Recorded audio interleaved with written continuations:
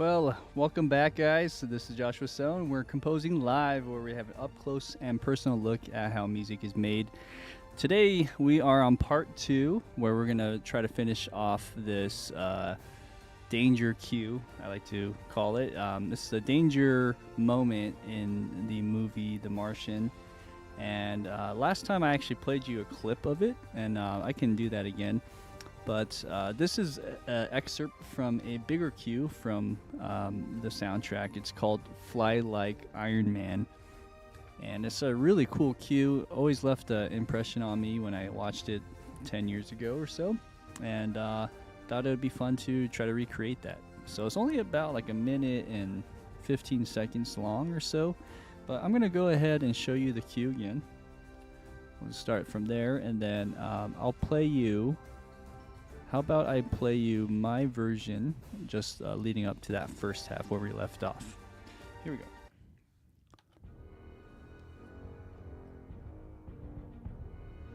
You know what? I'm sorry. I always realize that my screen is up here too, so let me move myself here. Ha ha ha. Let's try that again, shall we?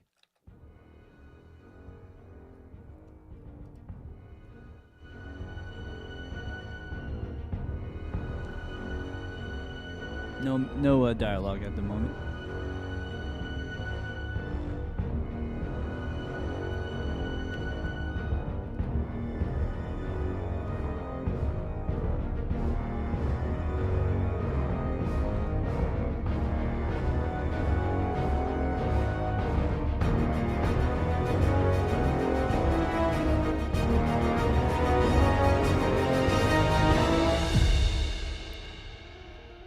And this part is where we have piano, but that's not the final product. This is just the notes.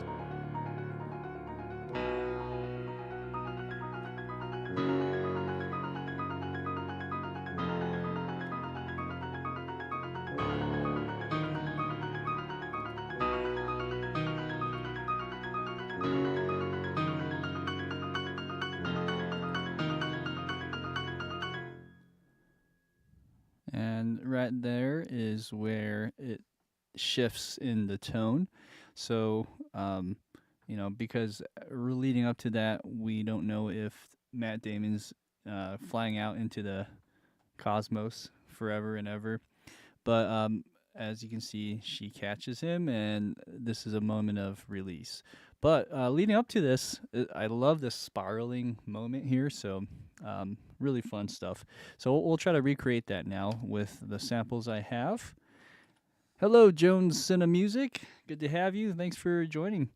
So the samples that I have for this cue so far are the Cinematic Studio strings, one of my go-to libraries for all the strings. I'm layering that with some Spitfire symphonic strings as well, as you can see on here on the left, and then anything else. I have some Pacific strings as well. So let me just layer some of that for you. So adding that all together gives a nice beefy sound.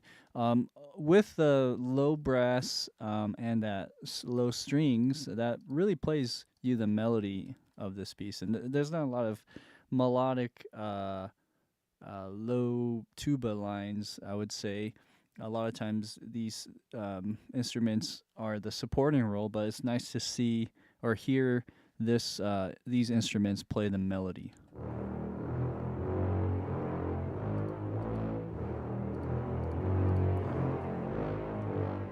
And sorry, I'm jumping back and forth between my 14 and 15 cue basses. I'm actually nuendo at the moment, but the 14 has the mouse inverted the other way. So when I'm scrolling horizontally, I have to remember to go the opposite way, which I've been working in 15 a lot, but there's one bug that I've noticed that I'm trying to stay away from because it crashes Cubase when I try to do it. So hopefully we won't run into that from last time. Anyways, so that is your melody, and as you notice, we're kind of in the home key of E flat. And E flat is rolling out until probably the end. Let me just double check. Actually, I put down A flat minor towards the second half, so it is E flat on the first half. Sorry, I'm getting mixed up with my horizontal scrolling here. But over here, it modulates to A flat. It looks like, and if you look at the piano notes over here, it looks like I have A flat, but let me just double check and see what it actually is. Oh, let me see here. All right, here we go. So these will be played by like some pads, and then after that, these are kind of like fast string lines.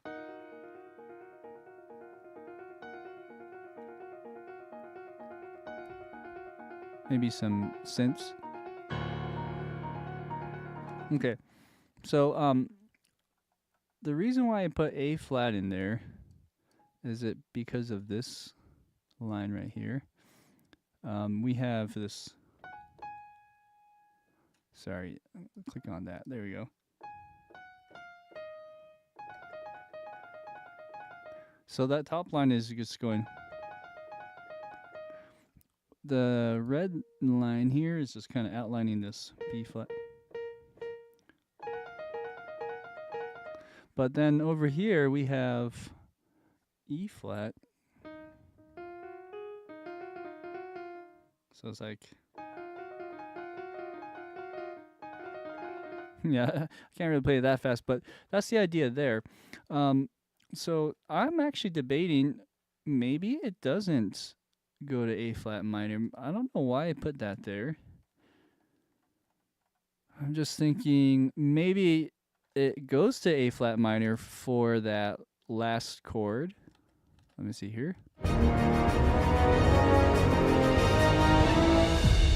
Okay, so maybe that last chord goes it stops on like the predominant chord here, or the fourth chord, and then from that fourth chord it probably goes back and stays in this E flat, is my guess, just because of the notes that I'm seeing. And then on top of that, the melody is really wacky. To analyze it, it doesn't make too much sense because there's a D right there, and then as you can see from that D, and let me go ahead and just move myself out of the way. You have this D.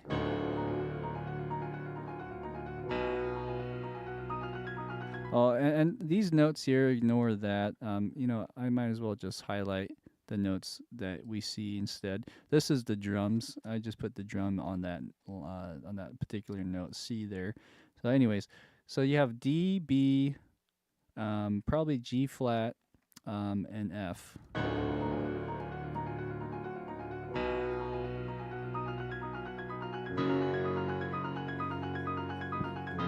And then it repeats.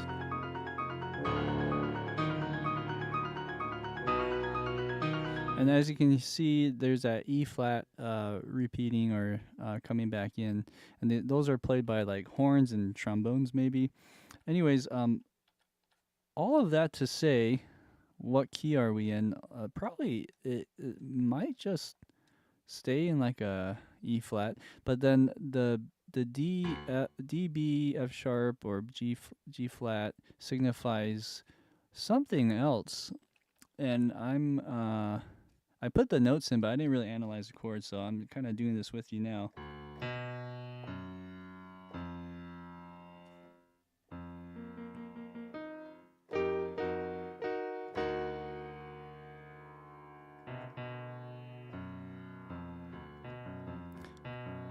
I think it's really fascinating that those are the choices of those notes, and trying to make sense of how that would go. But what we'll do is we'll sit on that. We'll kind of ruminate on that idea for now. My guess it's weird because there's a rub on these notes. You got D, and then you got E flat on top, and then you have B here, but above that you're playing like B flat. So there's these like interesting rubs. Maybe you can call them ninth chords in a sense, flat nine chords or something like that, where the bass line is in a different key in a sense, and then you got your G flat here with, I mean, there are some G flats above, so that matches, and it kind of resolves on this F, but then it goes back to the D. And when I'm thinking about that, and in context of maybe the chord progression, it F signifies maybe it's on the fifth of the chord, whereas everything else above is not really giving you a really clear. It's giving you like an ambiguous chord here in a sense, but you can argue that F is like a dominant, and then it goes back to that D again. So it's just very chaotic sounding, and it's really cool. But we'll just kind of think about that.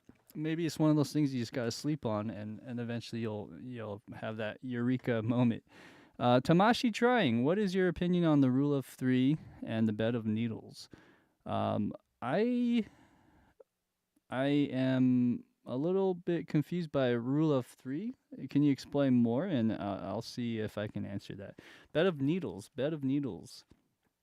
If you're talking about like a bed of these kind of like prickly sounds, I love it. I love these type of textures, and it's so fast. And these are things that you crave when you work with an orchestra, is like hearing strings play really flat, fast and precise, or not just strings, but just the entire orchestra in general. But man, there's something about that sound. It's really amazing. So, anyways, yeah, I'd love to hear more about this rule of three of what you're talking about. Let's go ahead now and move into our composing mode. So right now, let's start with some line of pad here. So there's this pad sound. I'm just going to bring it down here that I have in yellow. Let's go ahead and mute this as well. What's the best way to do that? Let's actually mute this, not the event, but yeah, have that. And then I don't have any pads per se that would work here. Let me just see what I have so far.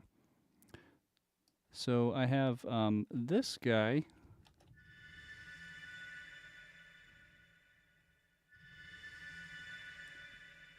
It's a nice sound. However, I think we need something different. So let's listen to the recording, and what we're going to do is we're going to load in some of these synths to get started today.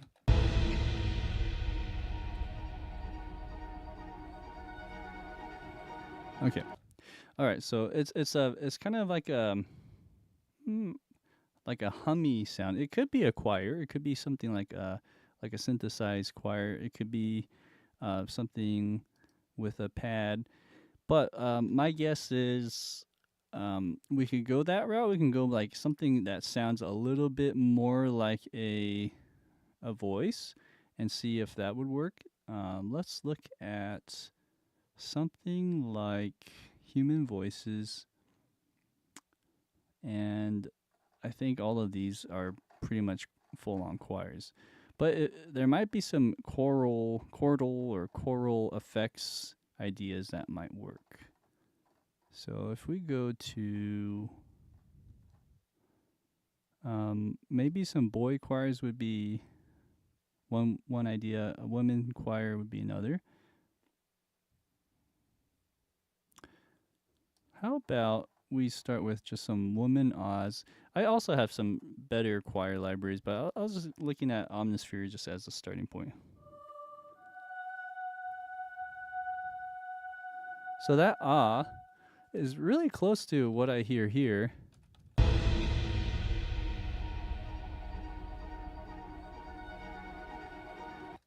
it just kind of has a more synthy sound to it too, which is interesting. But this would certainly work, and for the sake of time, I like going fast. I like to just try to load in a sound and move on if I can. So let's go to the choir here, and I'm just gonna move this into this folder. Since I'm working in 15, I can't do that cool change up of the routing right away in the routing folder, but this will work. And then if I go here, okay, so that is something I'm gonna do.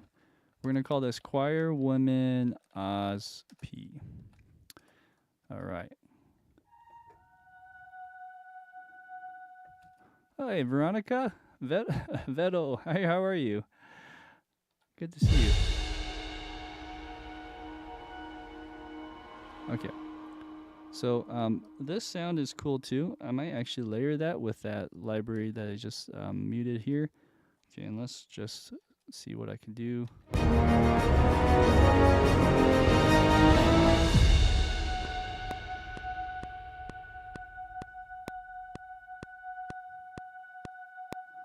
Nice hum.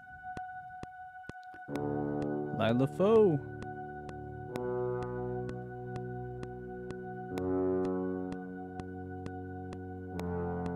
And I'm just gonna let this hang.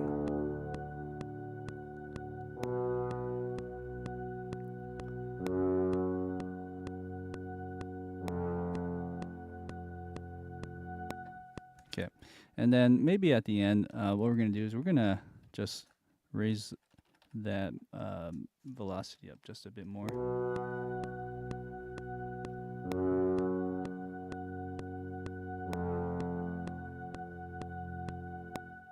Okay, so we're treating this almost as just a synth in a sense, with that layering up and down. We can probably bring that down just a bit. Now, I also have what you just heard were bass, like a tuba and a bass, string bass. So I'm gonna actually mute that just for a second, and then what we're gonna do is let's focus back on the Omni bedding metals.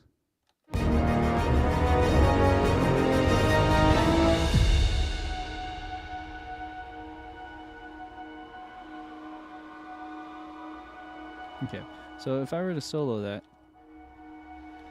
I might be able to use this top note.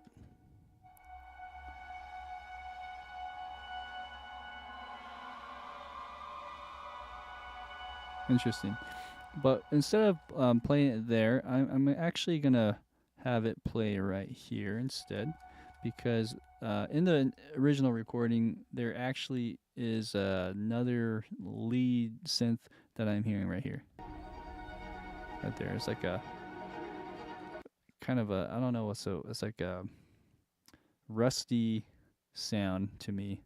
Like it has like a metallic-y rub right there, if you can hear that. It's on the right side of the stereo. Now, this particular sound here that I have down below doesn't really do that. Let me see if I can get it to do other things. It kind of...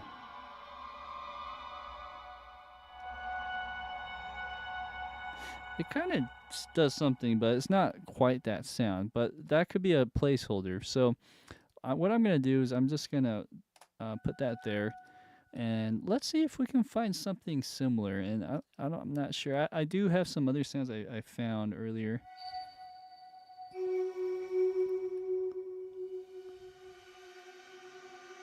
That's kind of cool too.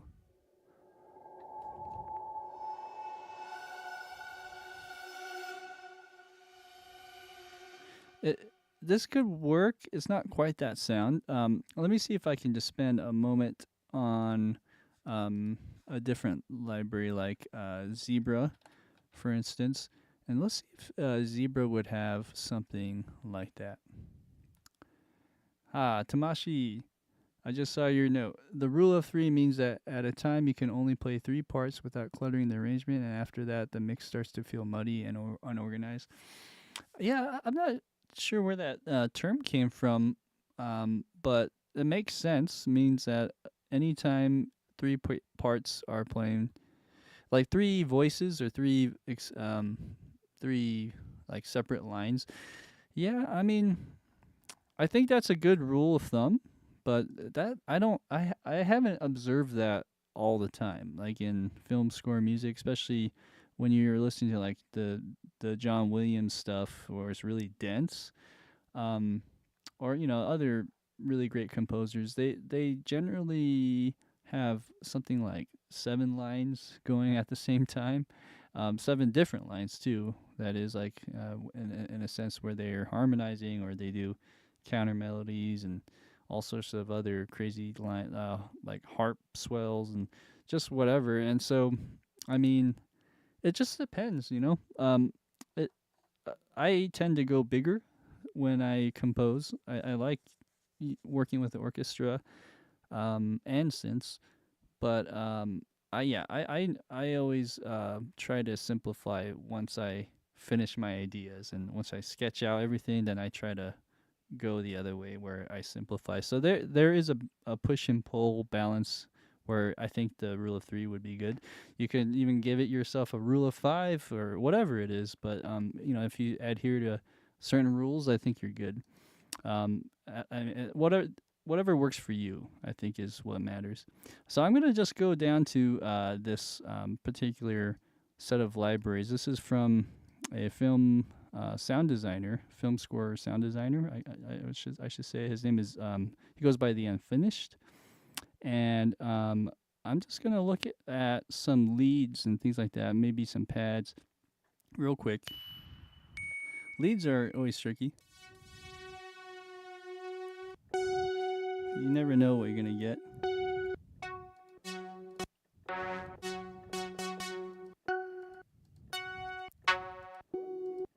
And I just don't know where that like kind of that sound.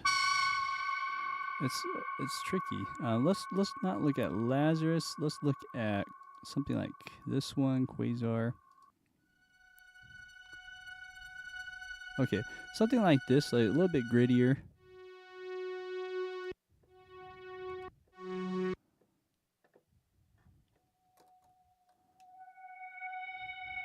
That's kind of cool. Okay, this is a little different, but let me just remind myself on that sound. It's really subtle, isn't it? Once you get into the mix. So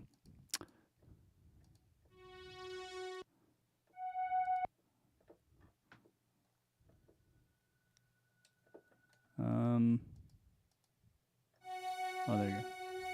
For some reason it wasn't playing. Oh, this one just doesn't play in general. Okay.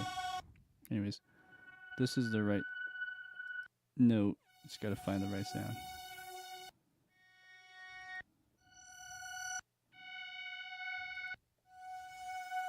Okay. This one to me sounds similar. Although there's some wacky sounds that accompany it. Not necessarily a bad thing. But that might work. So let's try that real quick.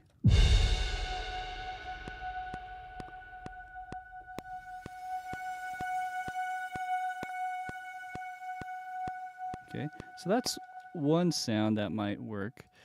And I'm going to write this down real quick. Quasar. And this is Pad Leverkusen HC. Okay, I'll go ahead and duplicate that. Actually, I'll keep that event. And then on this one, let's try something a little bit different. We're on Quasar still, right? Okay. Hey, Sam. How's it going? Okay, this could work. Constantinople. Let's add that in as well. That might be a little bit better just because the other one had a little bit of a wacky thing going on the left channel. Tamashi, I'm trying to make a beat for a rapper to rap on, but people are saying that I'm doing too much. So my question here is, how simple should I make my beats? Oh, man. Yeah, that's a great question. Pop music is has its own challenges.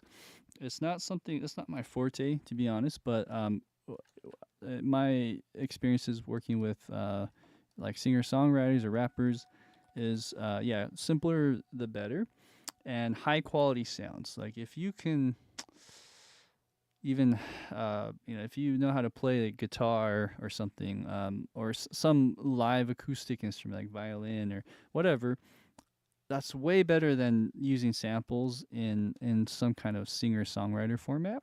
um, or even using just like Omnisphere or really great synths that are out there will get you further than anything. So like high quality sounds, anything acoustic even better. But if you're going with hip hop, another element is getting good like 808 sounds, um, deep bass sounds, things like that. And usually, if you can get the combination of the bass and the drums, like the kick in particular, the kick and the 808 bass or whatever bass you're using, if you can get that to sync really nice, that's half of it, I think. The other half is just, yeah, keeping it simple, I think, and really chopping up your beats. All of that's really important. Okay, all right, enough said about that. What we're going to do is we're going to go back to, I think, the the last element is here. It just is more like a short, plucky sound. So we have here our, and then we have this.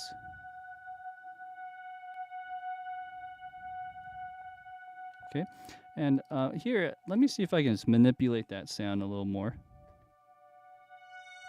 Okay, I can. So I'm going to use a mod wheel and just kind of give it a little bit more shape to it. Gives it more brightness and saturation, whatever that we're hearing there. On top of that, there is some kind of low note, I remember. Maybe perhaps this one too. And I'm just going to put it in something like this. Or this one. Oh, sorry. Or this one. Let's see. It's got to be a pad sound, but I think maybe this one might be too strong. It has to be subtle. Yeah, something like this. We'll do that. And what I'm going to do is I'm just going to put that in a lower volume. Okay.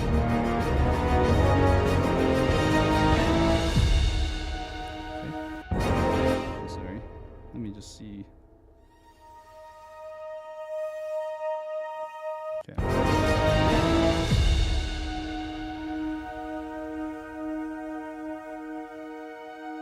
Okay, good. And then we're going to kind of, we can shape that as time goes on, but we'll have that as our bed. And then over on the plucky synthy side, that's something is always fun to load up. I've done a few of those in the past, and I don't know if anything really comes to mind. So what we'll do is we'll just load in either this or some massive, or even FM8. Let's try a FM8 sound. I kind of like that as an idea. With a plucky to go with the spiccato strings here. So let's see if I can find some spacey sounds real quick.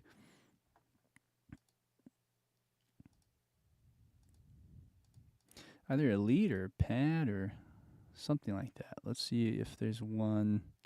I'm not sure if pad would be good, but let me just see if any of these would work. So what I'll do is I'll bring down this one and audition it. Pressing the wrong keys here. There you go. Okay, so that wouldn't work. Okay, something like that would work. It's just so quiet.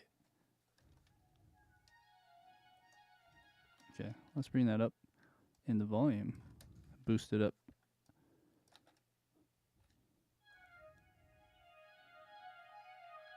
Okay, something like that. It's kind of cool. Let's just keep going.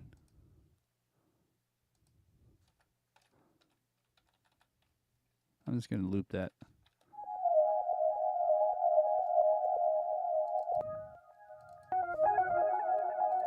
Some of these pads will sing a little bit better than others. That's kind of cool. Oh, sorry. So I guess switching it while it's playing does weird stuff.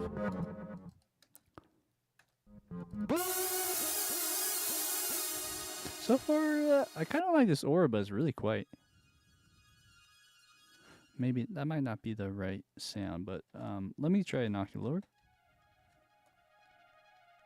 Okay, so something like this is cool, but it's just really quiet, and that's not good. But okay, yeah, this to me sounds very sci-fi. We could probably just lower that.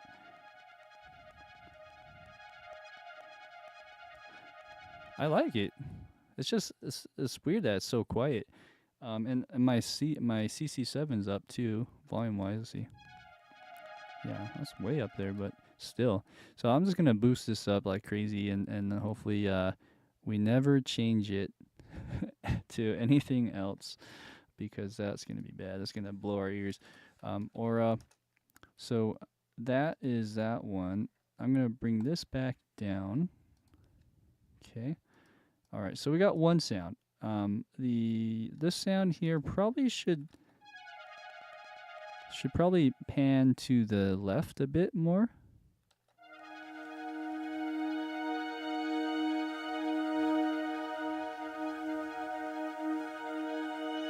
Okay. Oh, and actually both of these were playing. This shouldn't be playing. This should be something else. So let's just see if I can find one more to layer with that, because that's pretty cool.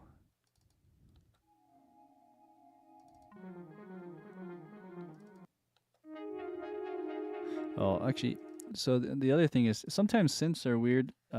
They pitch it an octave lower, so that's why I brought it down an octave lower. But I'm going to bring it back up an octave. Okay. Anything else? I'm tempted to go to lead instead of the pad, and let's see if I can find something that's a little bit soft. Oh, yeah, soft. Okay, there we go.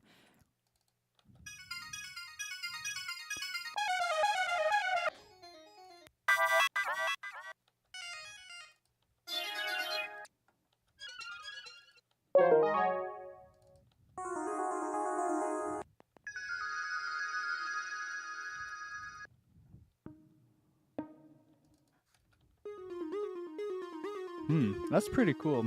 I would use that sound at some point. Oh, that one's all interesting. Some of these are more like arpeggios that are sequences. Oh, that's cool too.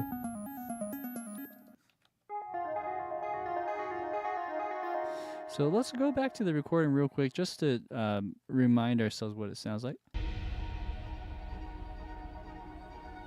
Yeah, it has like a soft tone to it, but it's hard to pinpoint that exact tone. That's pretty cool too. I'm going to solo that though.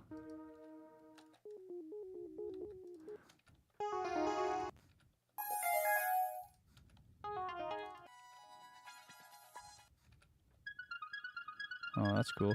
What if we brought that down an octave just real quick to see? That's pretty cool, but I don't think that's this sound still. Okay, let's keep going.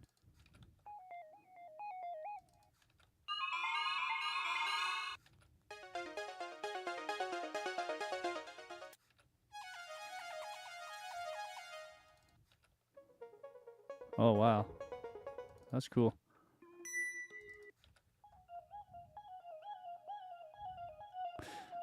This is pretty close.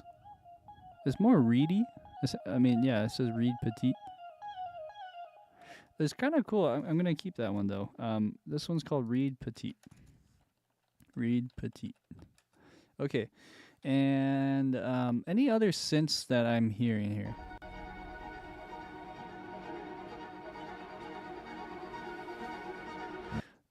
I guess the tone I'm hearing is it sounds kind of like bubbly, like if that's the word. I just don't know if I can find it. In just in passing, but that to me the pad might be a better option because of that bubbly sound. And so we're gonna just keep looking here. Tamashi, I'm reading your message. I'll ponder on what you're saying there as I'm also doing this too. So maybe like an airy pad. Let's just kind of let's go backwards this time. Let's see here. And this one should be here. Oh, oops.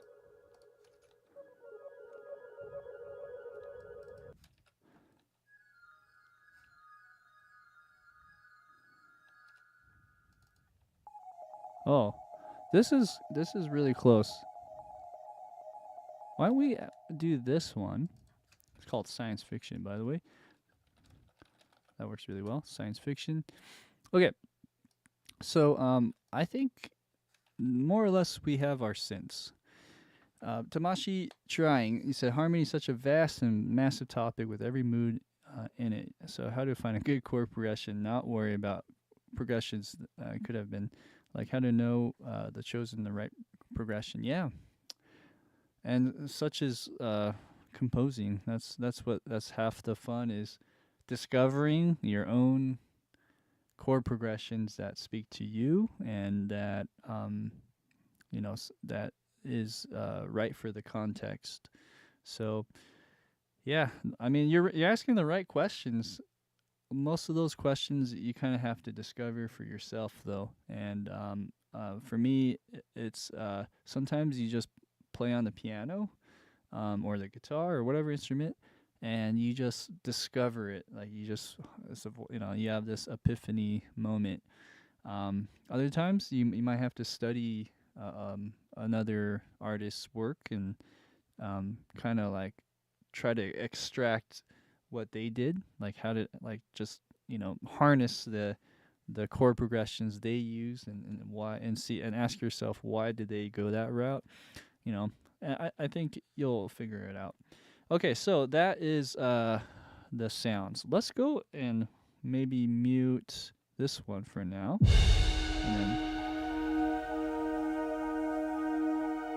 okay, that's pretty good. And then let's add maybe this aura in. Okay, the aura is cool, but I just realized it has like some kind of effect on there. Oh, it has a delay right there. So let's take the delay off. Yeah, so it's less. There's not as much on there anymore. Okay, and this read thing, I just want to hear as well. I mean, man, we might be able to get away with adding all three in there.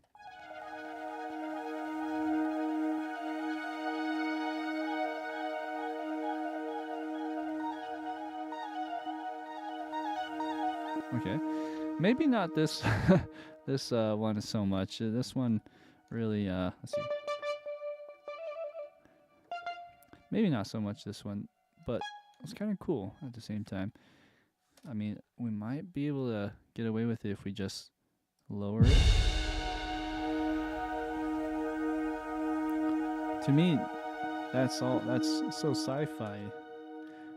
Okay, so what we're gonna do now, I couldn't do this in Cubase 15, but on Nuendo 14, this is what I normally do. I actually I like to do multiple parts at the same time and arm them together.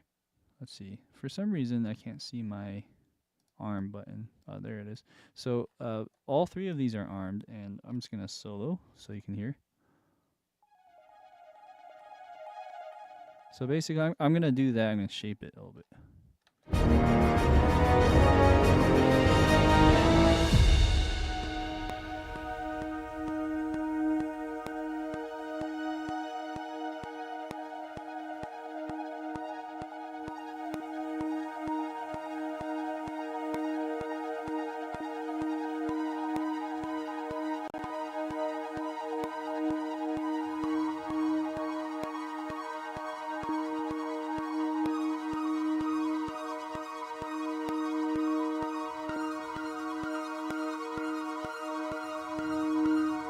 Okay, and I better shape these as well now that I'm listening to this. This is kind of too loud.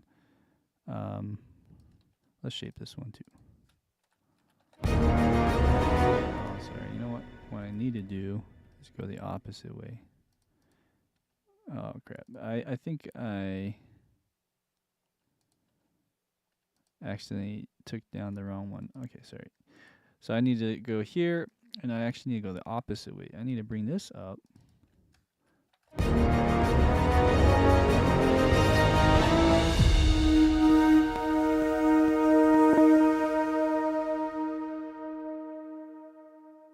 Or, no, I thought the right way before. So, sorry. My brain's not working today. Let's try that. So, delete. Boom, boom. Here you go.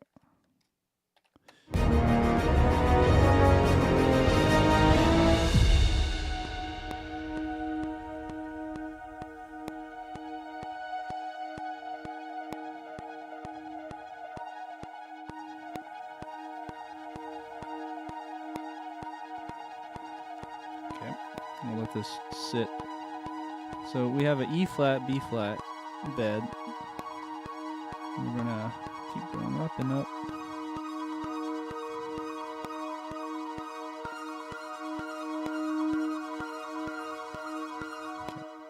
And hopefully that's enough. Maybe I need to go just a hair down as well in the trim. Okay. All right. So synths are in. Now the fun part. Luckily, I spent an hour or two over the course of the week on my free time to just figure this part out. Let's unmute first. Again, I'm only playing this because I need to just wrap my head around what's happening here.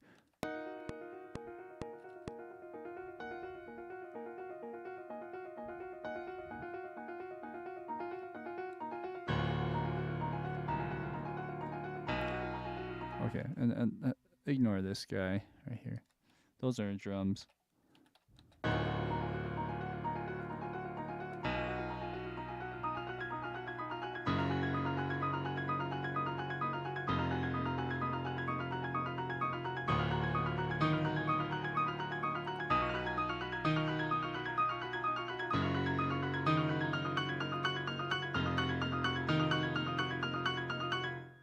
Okay. All right, so it looks like we have 3 layers of what I call like a arpeggio movement. It starts with 2. The third one is weird because it's like in the middle here first. So maybe I need to flip these. I'm not really sure why it would voice cross, but there seems to be some kind of voice crossing here, so I'm just wondering how I'll do this. So basically, these notes that are in red,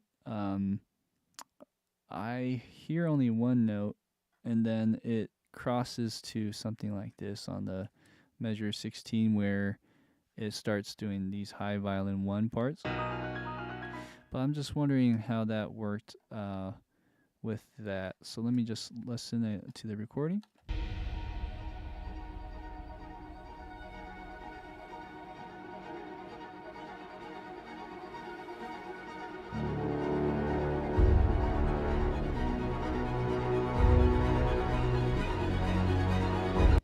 Interesting. Let me hear this. So we're listening for that B flat.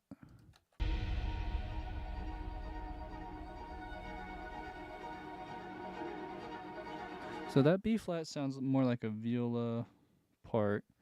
So this, at least, shouldn't be up in here. I think it probably would be better in either here or here, but let's just think about that. So yeah, see how that voice crosses? It's kind of interesting. So what I'll do is I'll put this here for now, put it down 2 octaves. And These guys are probably your violin 1, violin 2, probably violin 2, I'm going to say. Maybe it's both, but at some point, at some point it changes. So if we're looking at both of these lines, maybe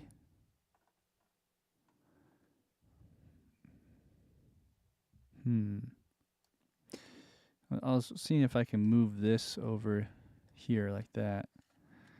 That would make things a little bit easier in some ways, but then I can move this back over. But that doesn't make sense. Like, so this would be like the viola line, and here would be violin 2, something like that. Interesting. We almost need to make like a third melody. So I'm just going to copy this. I'll call it melody 2, melody 1. Even though this isn't really a melody, I'm just putting it up here. So we're going to put this one in melody 1. And then we're going to put this one in melody 2. Change the color. Let's go green, maybe. Something obvious. Okay. All right, and then our viola down here, along with this one. Okay, so let's look at that in a bigger key editor here. Yeah, something like that. So yeah, I have to wrap my head around what's going on. Maybe there's some doubling here. So in the yellow, maybe we copy this into this part. I have 2 greens, so I'm going to change this color as well to something else. I'll call it blue. Okay. So anyways, that could work. Something like that. Let's just do that for now, and then we can listen back to the recording as we do this. Okay, so let's go and add these accordingly. So we have this guy.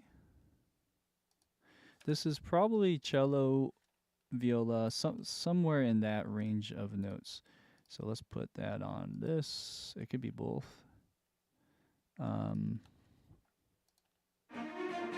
Okay, and then let's change the articulation here.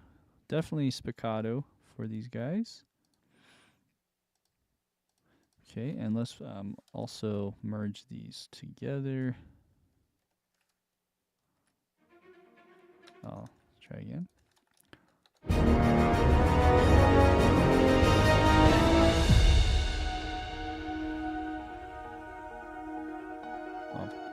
Of course, I need to mute the piano so that doesn't throw me off.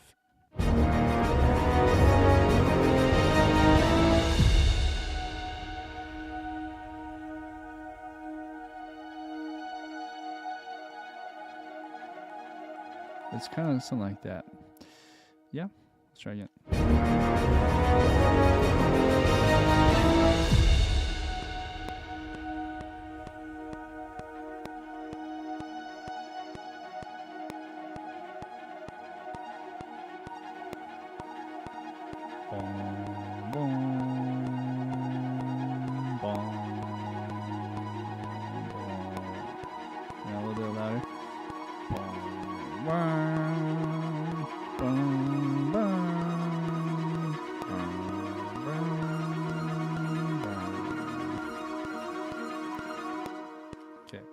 And I put these really high up, but a lot of this is actually dependent on the velocity. So let's bring up the velocity as well.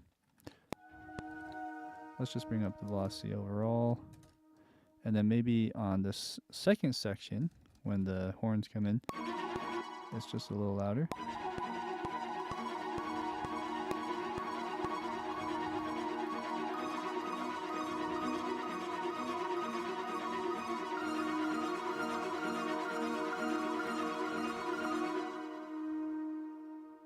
Okay. And then there's also this synth that probably can get out of the way sooner.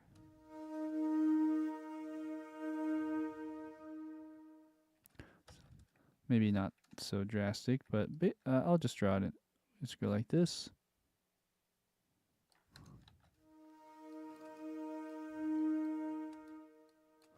Oh man, maybe I'll record it in.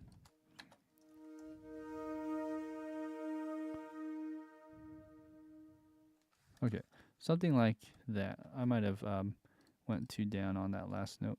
Oop. Okay, so there is that. And I'm pretty sure those are the right notes, but I could be wrong. As time goes on, you know, you kind of catch the little mistakes here and there. But just to summarize what we're doing here, we have E flat, F, and then G flat here. And then there's, oh yeah, I actually did it this way. So there's the viola playing that, which is, let me see here. I'm on the wrong instrument. The viola's playing here.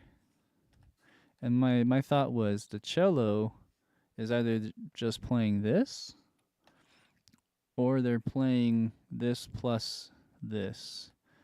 And so like you kind of have this cool effect where they're playing almost the same notes, but they're harmonizing just on the downbeats. Let me go to a louder part. That's the thought behind that. So I think that works pretty well. I'm using a lot of different faders here to try to get it to be sound more expressive. All right, so we're going to do that with the next ones. And man, we might finish pretty early today if that's the case. Let's see here. So we have here the Pulse 1. Okay, this is what I was thinking was Viola 1. And if it's something like Viola, it pokes through a little bit here and there, and then it goes to this part. So let's put this all on spiccato. I think this one we can actually go like a little bit longer, staccatissimo. Okay, let's listen to everything else. Oops.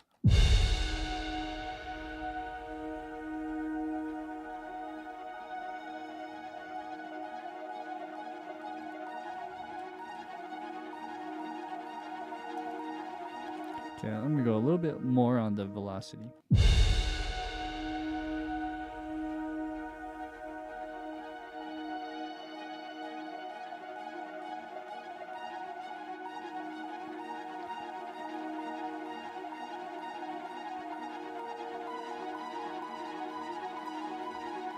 Okay, now I gotta hear this because I'm not really hearing. Oh, okay, I'm hearing it now.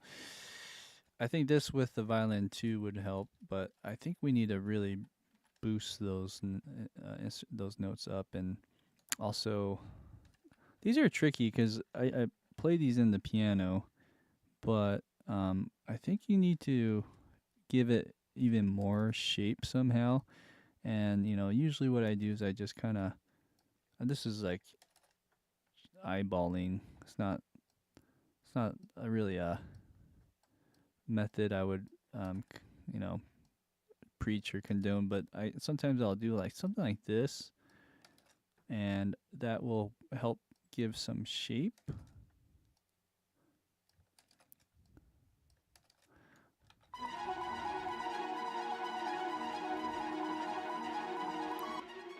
Okay, I'm gonna just solo the string so that you don't hear the synths.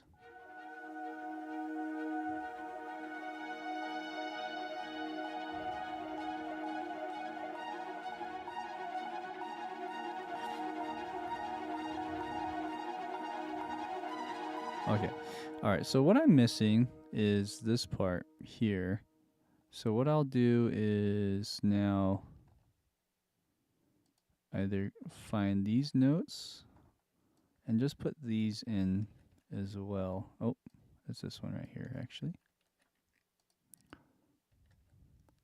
Oh, because there's a gap right here, so I'm just gonna fill that in, see what that goes.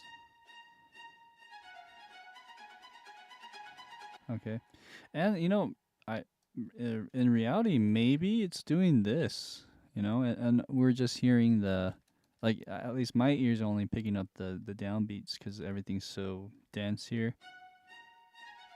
So it could be something like that all the way through. I don't know, to be honest, but I'm just gonna go the safe route here.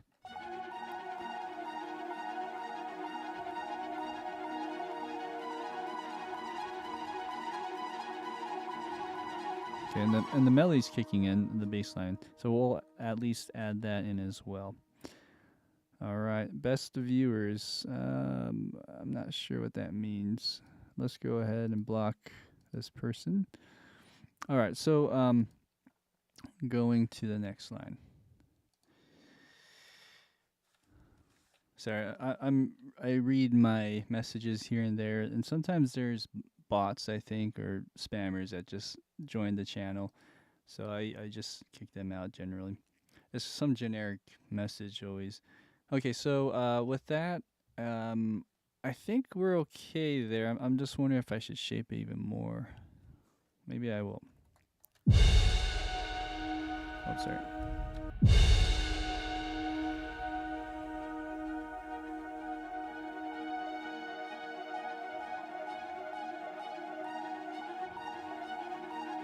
Okay, and then again, a lot of this is not shaped by the fader, as it is much here.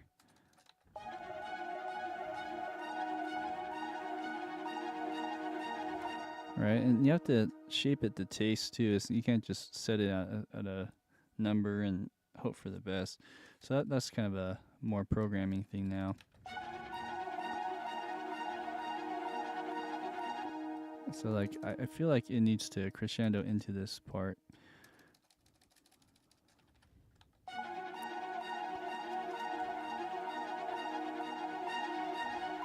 Right, something like that. That was a little much.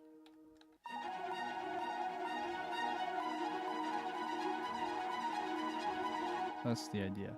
So maybe we bring up just the downbeat a little more to be congruent with all the other stuff that we just had. Something like that. Okay, and I'm just gonna bring all, well, why don't we just bring all this down? It's just a tad.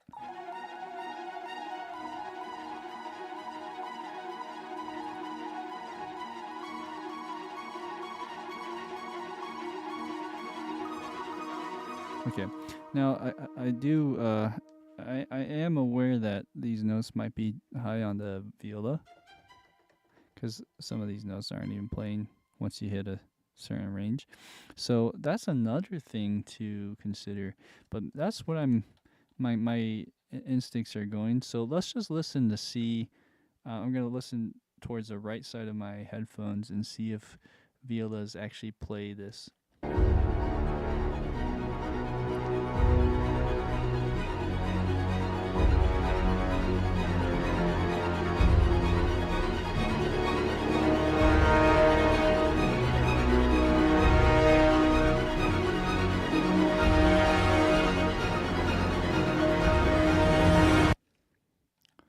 Okay.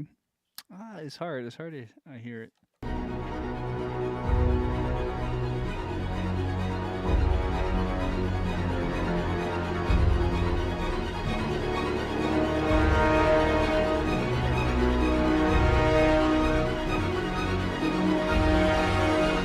Okay, so maybe this stuff is violin, but not the viola, because I mean, and maybe the viola can play that high in reality, but the samples can't play it. And another option then would be something like maybe we just hang on a certain note here. Let's see.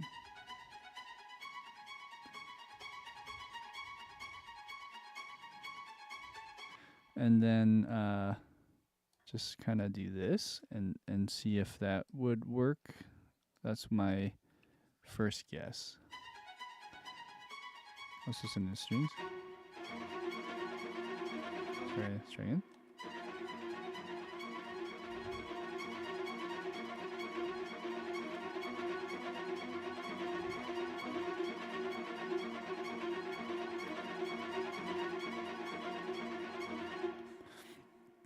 Yeah. So if we were to do that, it kind of works. My guess would be it would change somewhere here, but we're getting close to see. So the highest note is that C sharp. That C sharp is the tippy top in this particular library. So let's look at the other notes real quick. I'm just going to bring this down. Oops. Let's bring this down. I'm going to copy instead and look at that together. Whoop. There we go. So I'm on viola right now. This is highlighted to viola. And what we have here is kind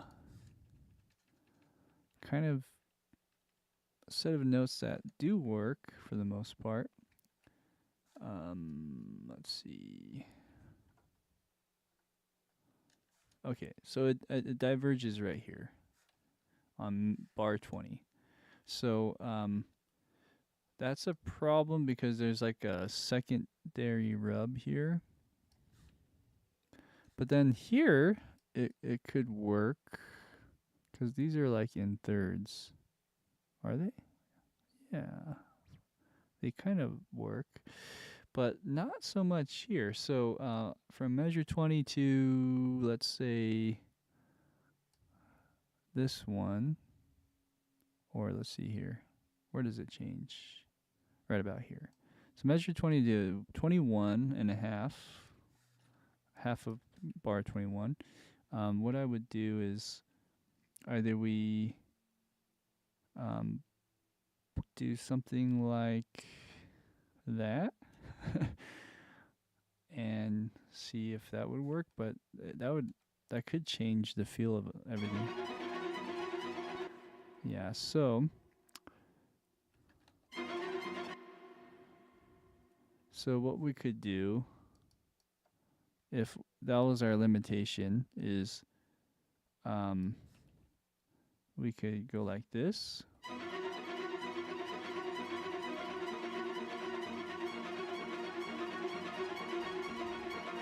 And maybe we just keep it there all the way through. That's one idea. Although it does change, it goes up on the other notes, so that might not be the best solution either. So let's go ahead and just take all these notes and do something like this.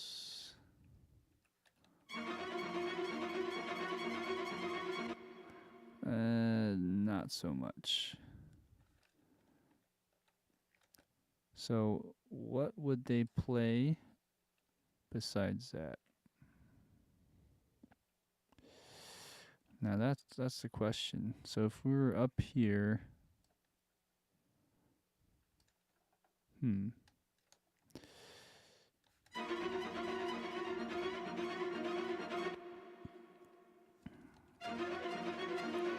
maybe we do something like this instead.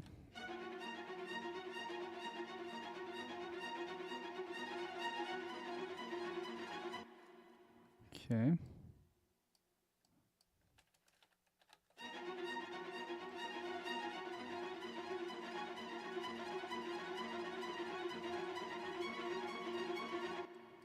And then over here, oh, I see.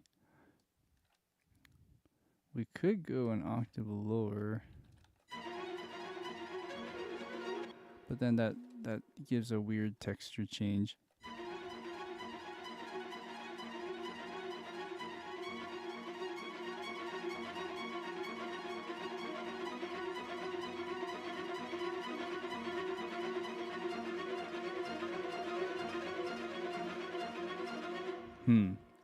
Yeah, that's kind of tricky. Let's see. That could work. I'll think about that for a second.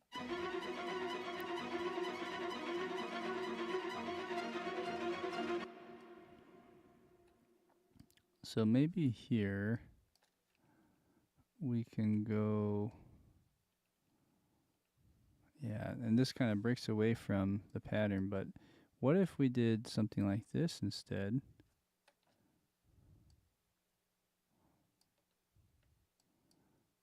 Let's unclick all these guys and put this up like so.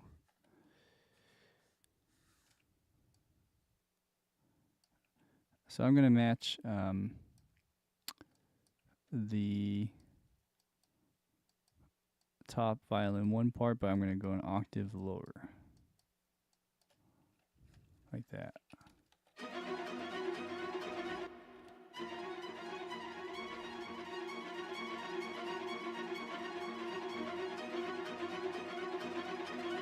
That might work. But then the question is, do I do that and copy the other part? Maybe. So like this part. Do that instead over here. And that could work.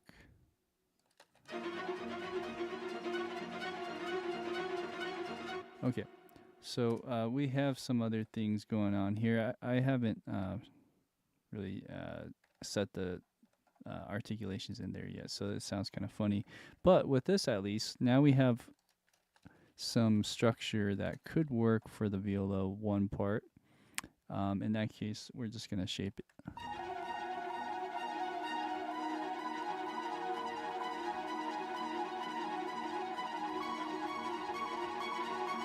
Okay. Let's try that again.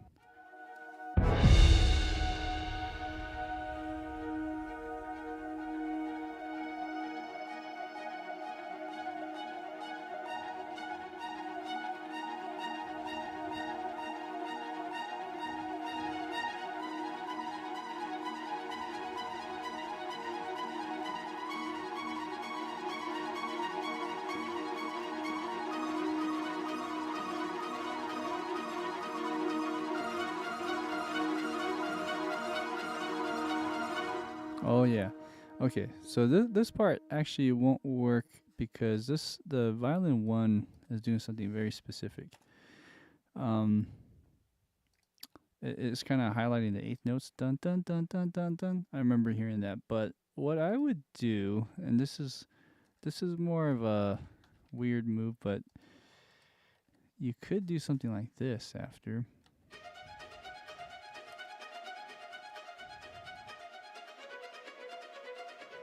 But is that the best idea?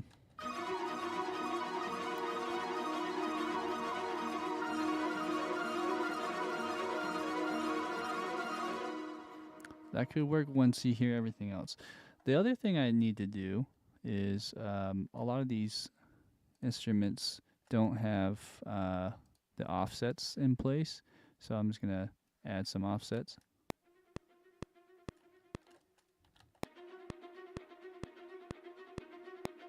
It's pretty good. We can even get it a little tighter by going about 75. Okay, and I want to say these should probably go 75 as well. You know, it doesn't have to always be the same number though.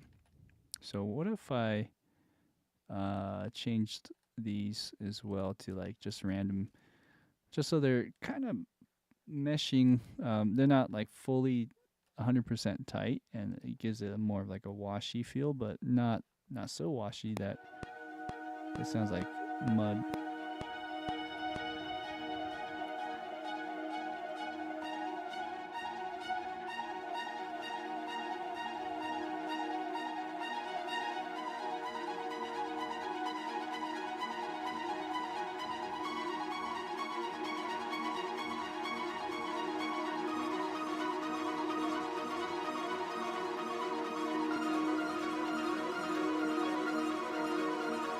Okay. All right. Cool.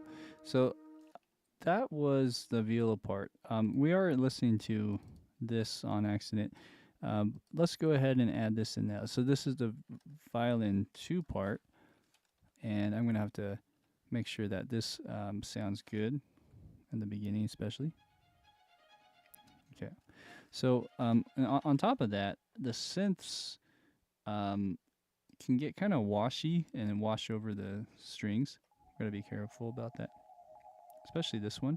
So I did turn off some of the chorus effect and delay on this FMA, but not all of them, I just realized. So that will help. If I turn off the effects for all of them, it'll sound less washy.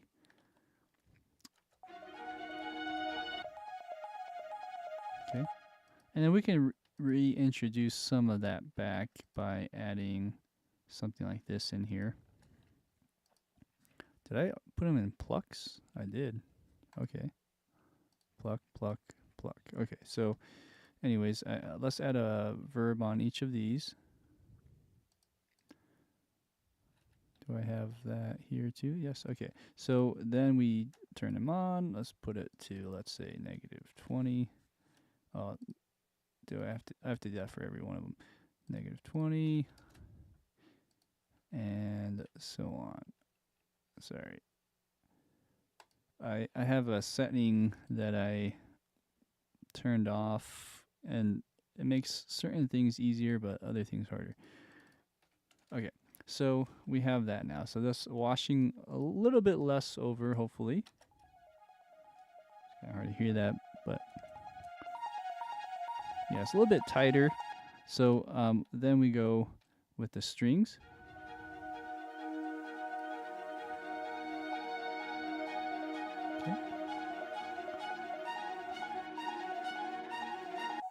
Okay, and I think some of this also we just have to be a little careful not to overpower the strings. So I'm just gonna also put that down just a tad on some of these more than others.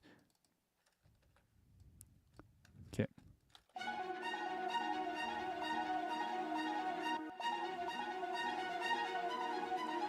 Okay. All right. So we're almost there. So we have violin 2 for the most part done.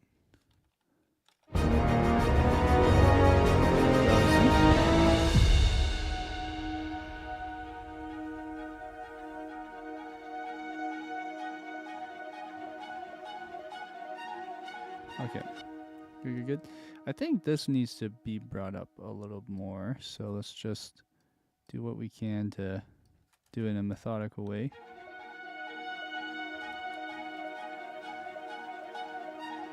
Okay, and let's solo this. Let's make sure we can hear it. Okay, so this one could use a little bit of support with, let's say, violin 1. Okay, so let's do that. Let's put this here. Oh, actually, not this one. Let's put this one here. And there'll be like at some point, they're going to split, and violin 1 and violin 2 might play together instead. I don't know. We'll see. Okay, let's hear that in context with these two together.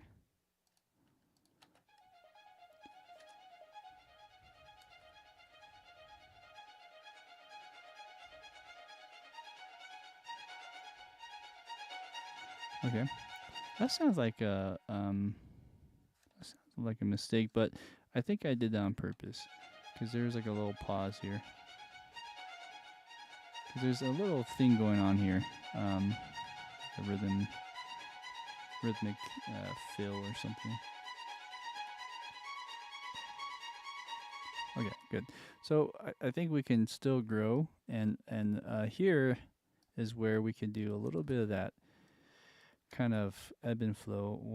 Let's see here. 1, 2, 3. Yeah. So around here, I'm just gonna push in some of that dynamic. Same here. Somewhere in the middle.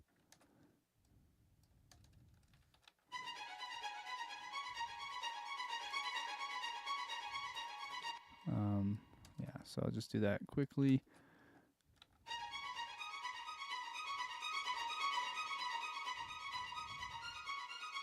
Okay, and then here too. So this could be brought up more.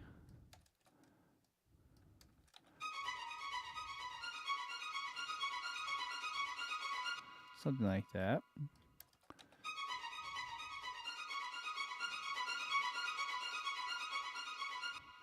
And even there, somewhat too. So, okay, so there's a little bit of more of a massaging and ebb and flow there. Not too much, but let's see how that sounds now.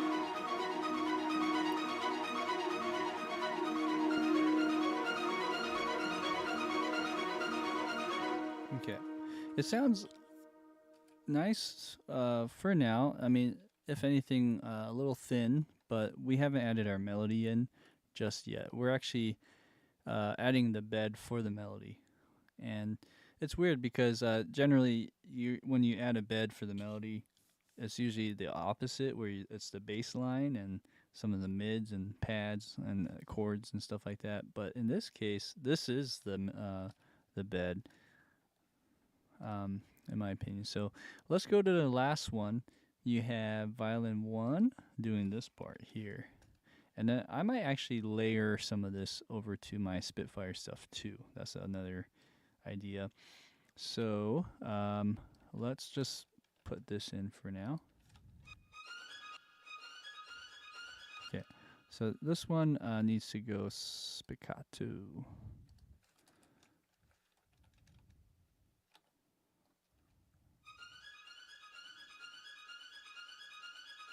All right, let's make sure that's the right volume.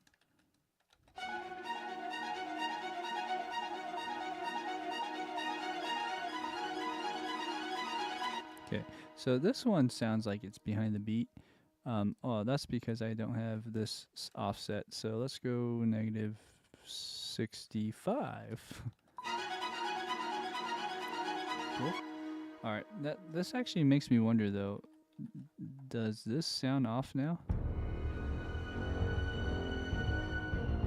I guess it's okay. What about here? I think we're okay just to keep it that same offset all the way through. Okay, so over here, let's go back and listen again.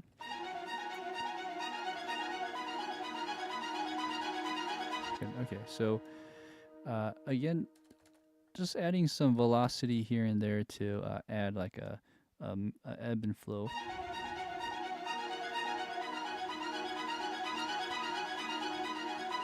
Okay, and then maybe another one right here. There's no science to this. You just kind of draw it in. But I do think adding a little bit more accents on the downbeat also help. Okay, and this will get you most of the way for these like short spiccato stuff. For legato things, it's better to use the fader. So, and you can still use faders on these short sounds. It's just these trigger different samples that generally, like once you go in the higher range of these velocities, trigger the more aggressive samples of the instrument. So, and that's what you need. Okay, so I'm gonna also, in conjunction, do that with the fader, like I said.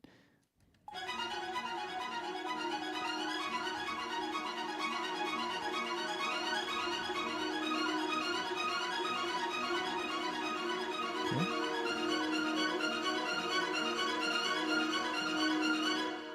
Something like that. Let's see if there's anything else here.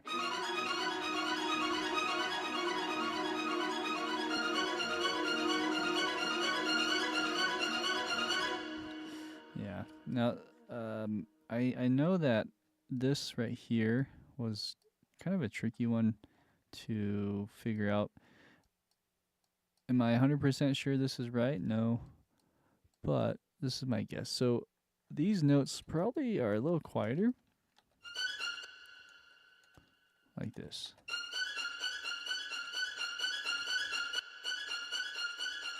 So there could be like a pause, like more of an eighth note here. But it could also just be that, where there's like a softer. But for sure that F and F sharp or G flat should be going dun dun dun dun dun dun dun dun dun. Those should really stand out. And then these, not so much. Maybe bring that down.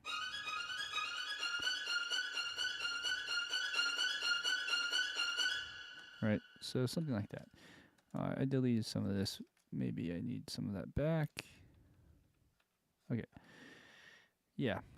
Good.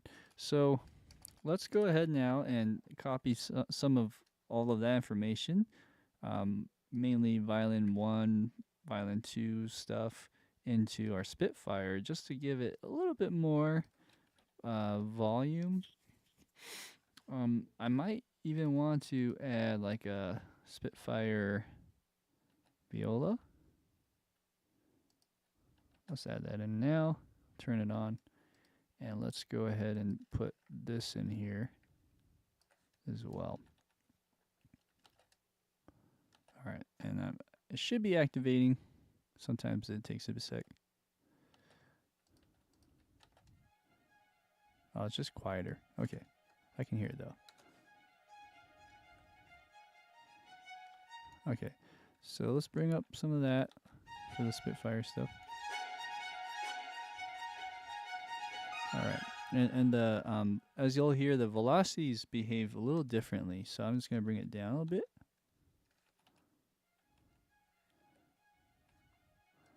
Here, it's a little too quiet.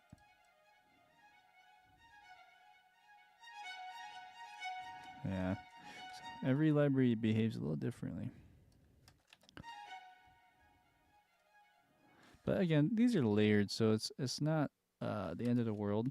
But we do want that to sound good too. So I don't want to spend too much time on it. Let's just press play one more time to see how that goes.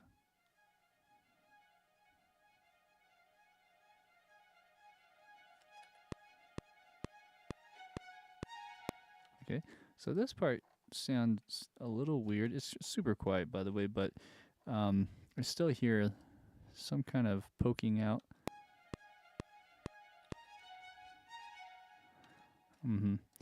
I think what's happening is some of these are not to the grid as much, and it just may be sounding weird. I don't know.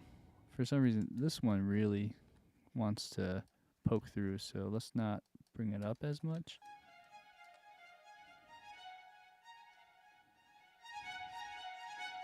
Okay.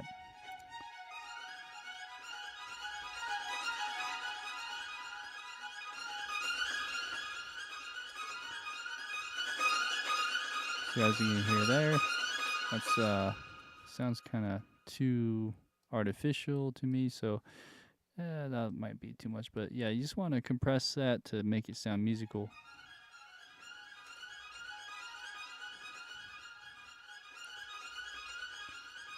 And let's listen to just this one. This one I can't even hear. So I'm not sure if this was playing. So make sure that's activated on and see if that plays now. Yeah, I'm not hearing it. Maybe it's too high. For some reason this isn't triggering. So let's go ahead and turn this on manually, or just see what's going on this side of things. Viola, Spitfire. Yeah, for some reason it doesn't. I'm not triggering it on. There might be some weird thing in the shortcut here, for whatever reason. So now it's on. let's go ahead and solo that. Aha. Okay. So let's bring the volume down.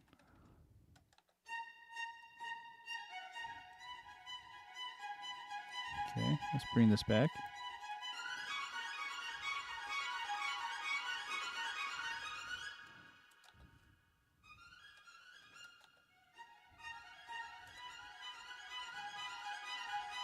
Let's bring this one up.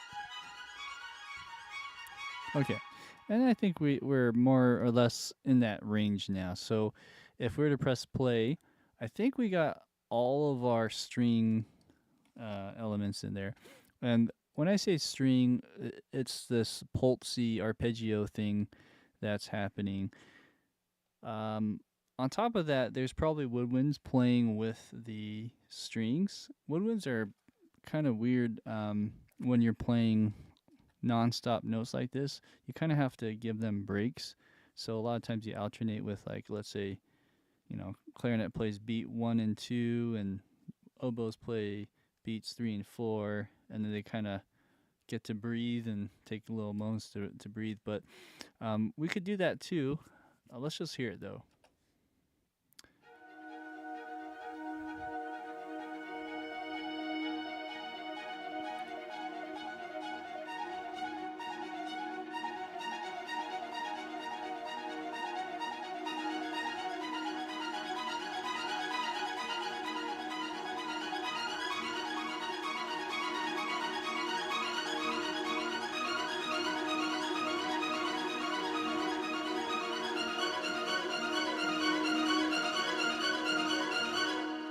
Okay, so this part where it goes dun dun dun dun, I think it's happening too fast, or at least the like the clue of this is too obvious. That's better.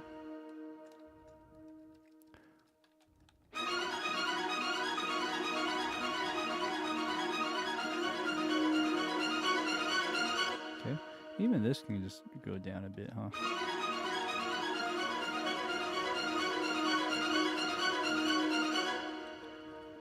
That's a little better.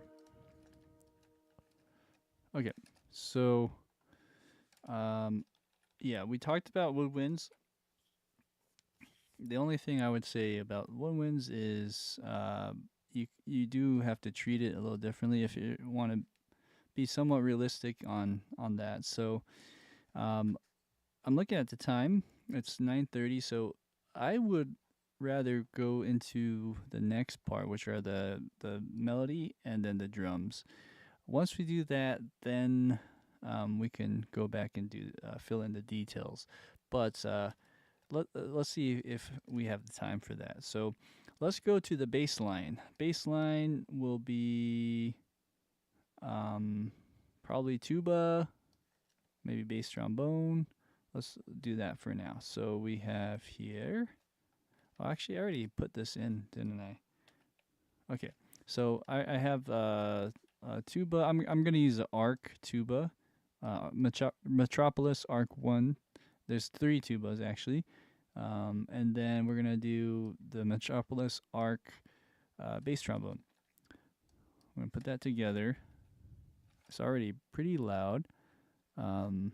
Let's change the articulations. I'm in the wrong one. There you go. Okay, so I changed that and I changed this, didn't I? No, I didn't. Let's see now. There you go. Okay, so that's pretty good volume. We could adjust that as we go.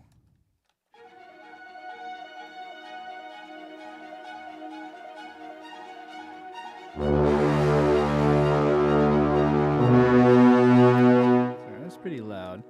It's clipping too, as you can see. So let's bring some of that down and let's shape it now. So let's go here.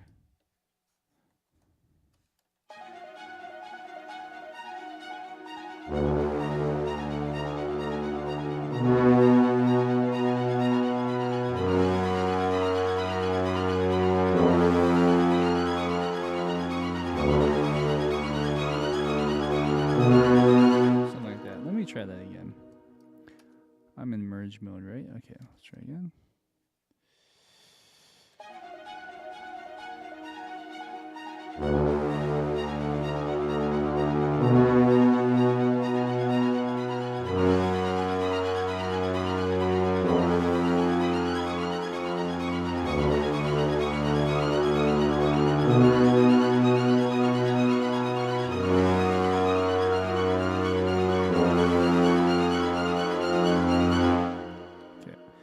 Let's take this down a notch.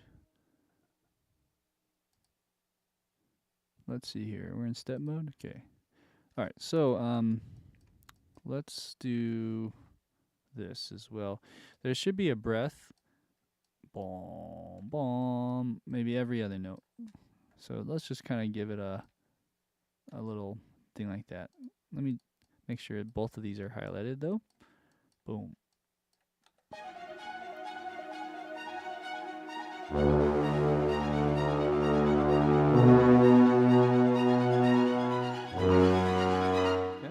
And that breath was good. I think we can go. We sneak in a little more.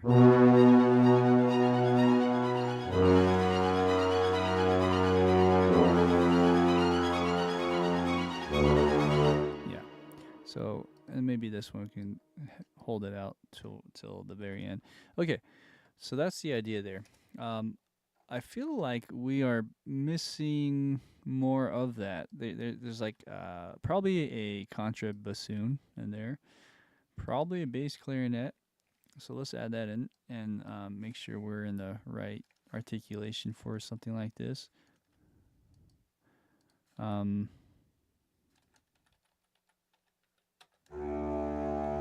let's just bring down the volume. Okay, this too is kind of loud still. Just gotta get that matching. Also, bass, string bass or contrabass. Let's add that in. We want probably marcato for this one. Let's listen.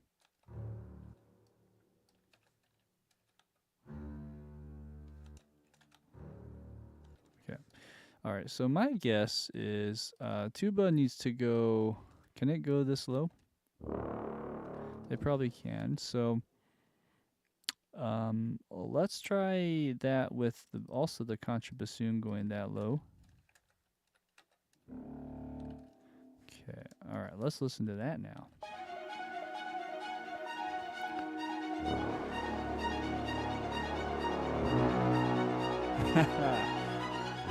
Okay.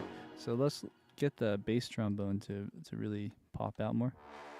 Okay, so the bass trombones I brought down a lot, but I'm starting to think, oh, maybe it has something to do with the lower octaves.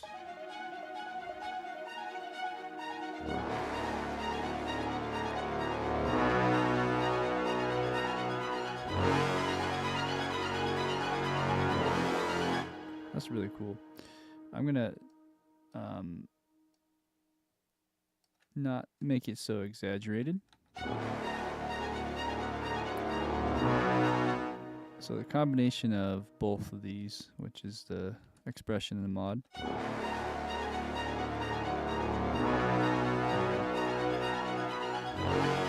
I might have to do that for some of these other ones.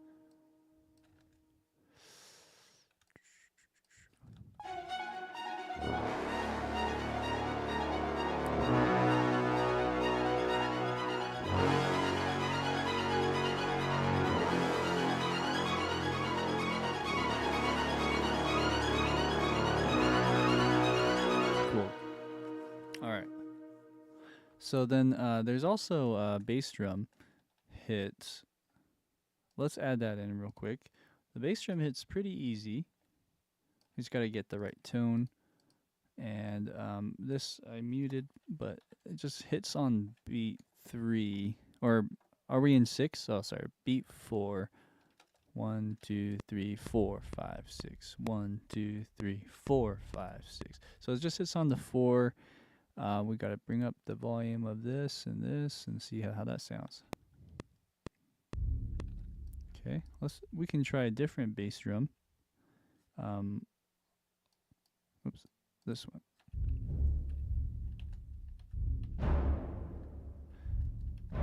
I mean, it could be either. Let's see how it sounds with a higher velocity.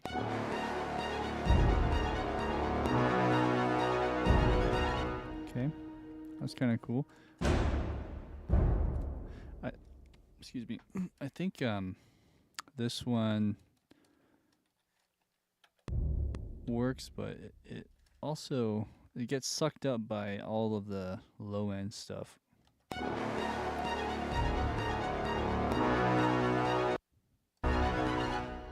So well, let's bring it up.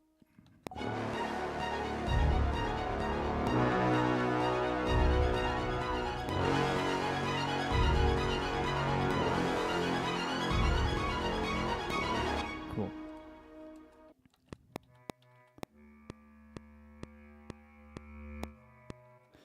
Okay, and a lot of this too, as I mentioned, needs a little bit less exaggeration on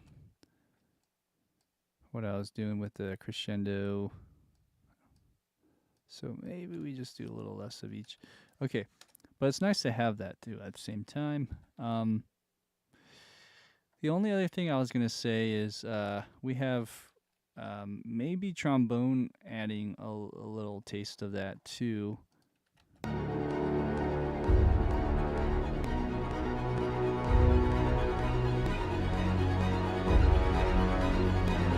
Okay, let's listen to ours now.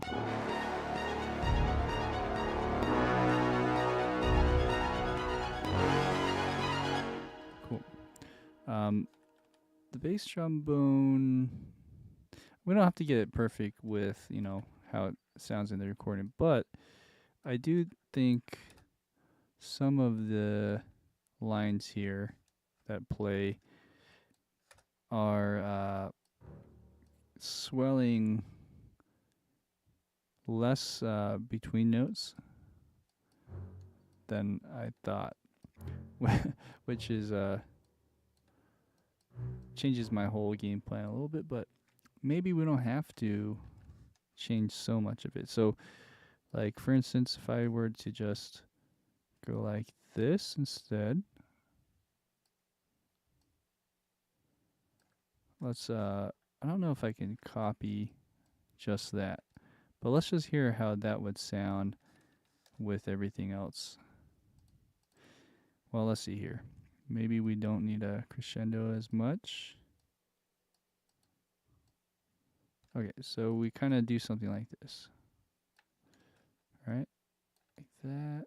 It's kind of hard to see that small, but yeah, so that's the idea there. Okay, so if I were to like go here, I don't know what's the easiest way to do this. I think I'm just gonna go like this and like this. Okay, so I'm gonna copy that and do the same thing here, because these should be all in the same spot for the most part.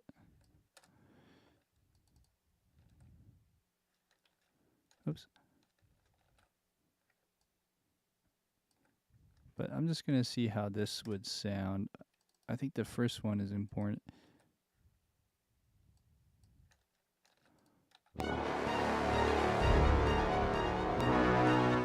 Okay, and then take all of this and this, and just make sure that we get off a little bit earlier.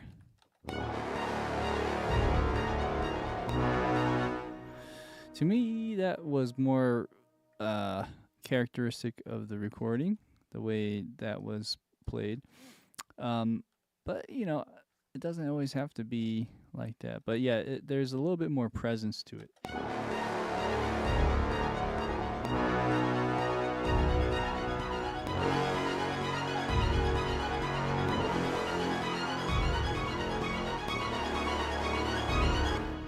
Right? Okay, so and if that's the case, we could maybe get away with doing that here too. Kind of give it more of a fat sustain sound. Okay, at least on the important ones. That might, I mean, it does, yeah, it doesn't have to be all of them. Mix and match them. Okay, but same thing, we need a little bit of breath to give it space.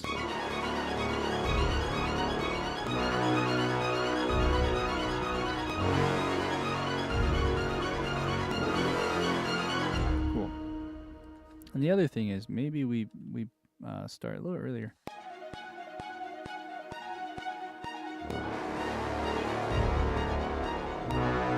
Maybe not. I take that back. I'm going to undo that. It'll start right on the grid for each of those notes, but I think we have a good baseline for that. And then let's add the last part. So, oh yeah, actually, I did want to do one thing. Let's listen to the recording and see in this orange spot here, this orange event, right here, we do have this thing here, which basically plays E flats. So what I'm going to do is listen in for if it's trombone and horn or even trumpet.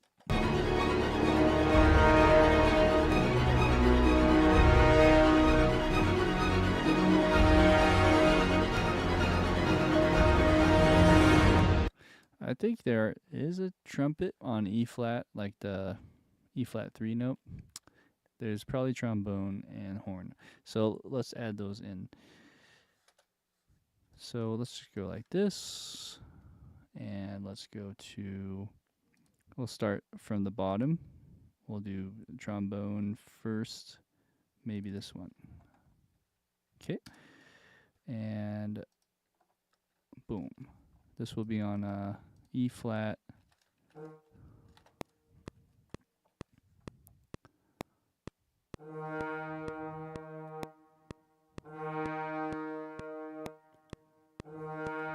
Or shaping it wise, do we maybe go the other way?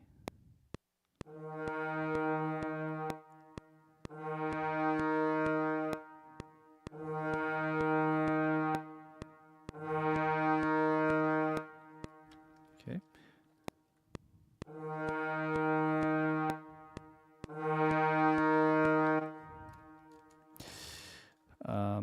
This last one was a little weird. Let's go like that.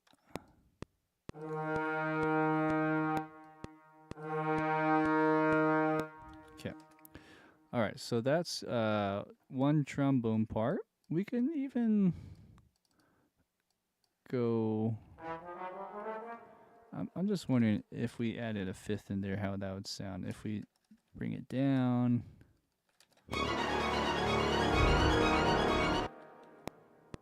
Oh, sorry. Let's add both of these in. If it's quite enough, it blends in a way where it's just playing like a overtone in a sense. Maybe it's not playing that, maybe it is, but I'm gonna add that in since I have a extra trombone part. Next is horn, and I think the horn should be playing an octave higher.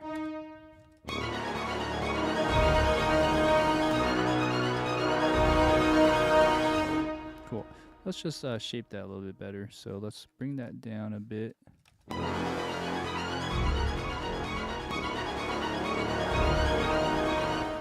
Okay.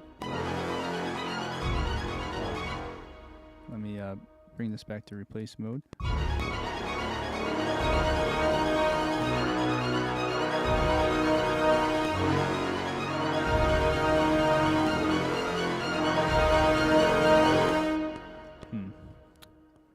Yeah, that didn't, I mean, that just made everything louder, huh? It's tricky.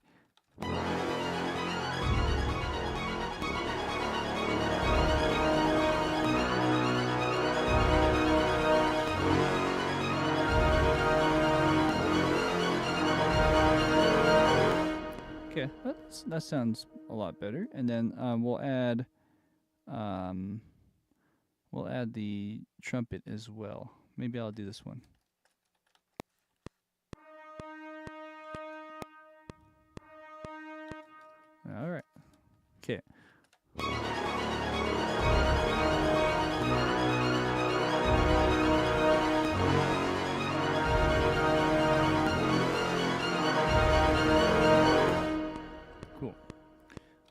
that's pretty much it. There's of course a whole another happy section to this cue in the Fly Like Iron Man soundtrack cue, but I think that'll work. So let's see.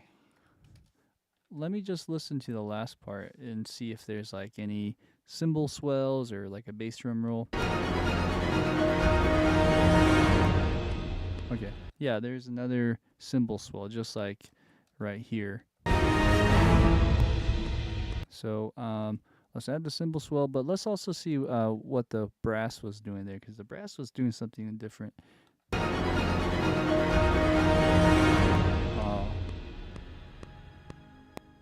Okay, and then the bass drum too. You know, I might be hearing timpani too, actually. Oh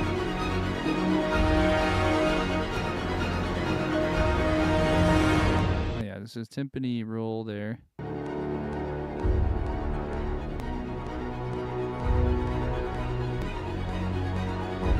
I'm listening for a timpani here.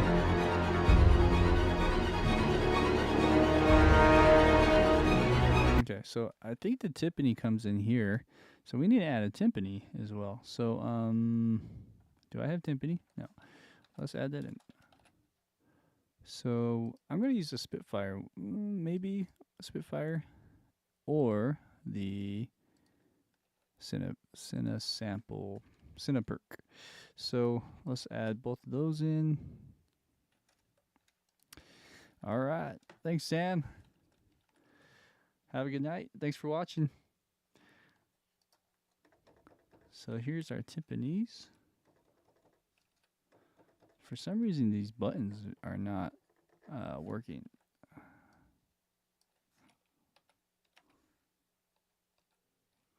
Let's see if that works now.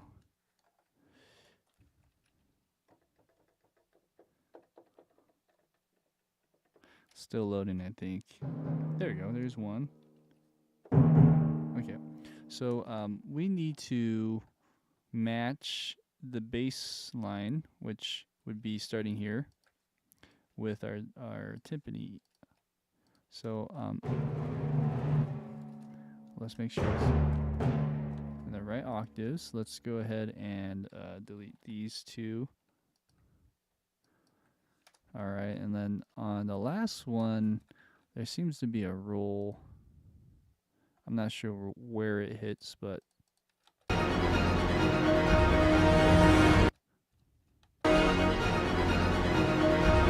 one, two, three. Maybe on beat 3, there's a little roll here. Okay.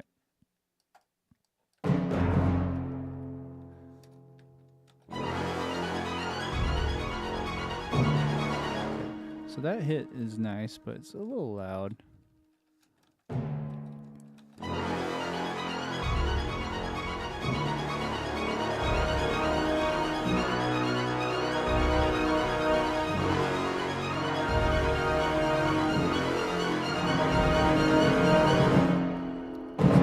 It's actually the octave lower.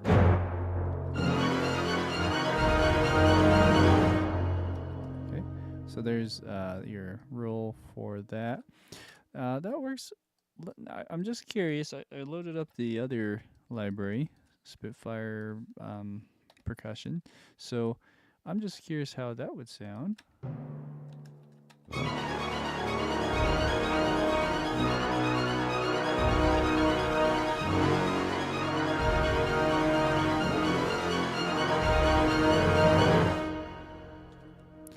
Oh, okay, that's weird. So there's like not a release. You almost have to trigger that hit with this one here.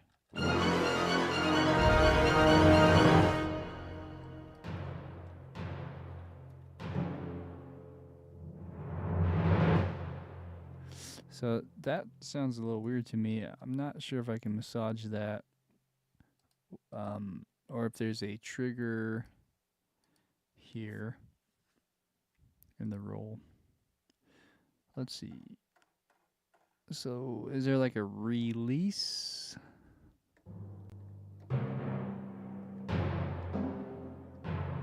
sorry, I'm not selected in here. Let's go and arm this one. Okay.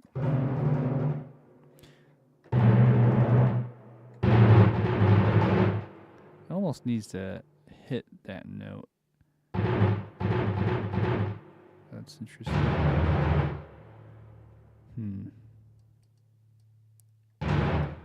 Yeah, so the roll is interesting, or we could swell it instead.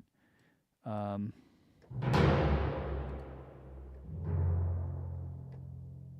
see here. That's not really what we need. I didn't realize that about the timpani. In some cases that's good. In some cases that's bad. It needs some kind of release hit because it sounds a little artificial when you do that.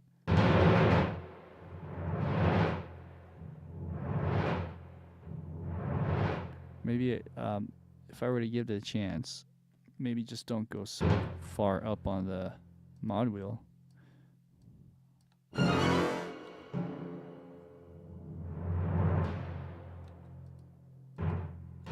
But this hit needs to be really brought up, so this is kind of a balancing act. Let's see what happens here.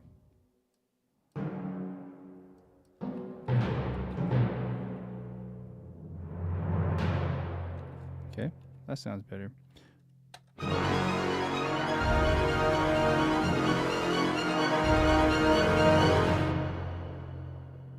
Okay, that works pretty well with that nice button at the end. Maybe not so much.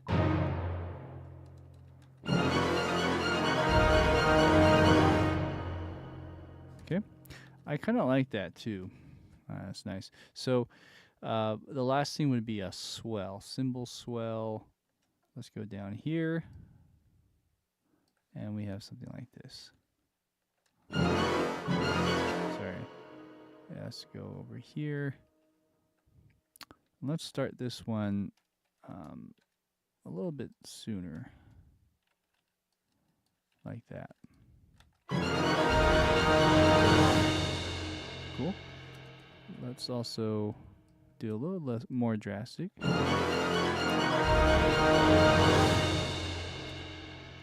you go. Cool. So let's glue these guys together. Let's glue these guys and put them all in there. So I really liked what was happening in this piece. A good lesson for me, and in terms of trying to get better with this type of music. So hope you guys learned a lot today as well. There's lots of articulations, a lot of synthesizing combinations with the orchestra that I think is great. So yeah, that was a lot of fun.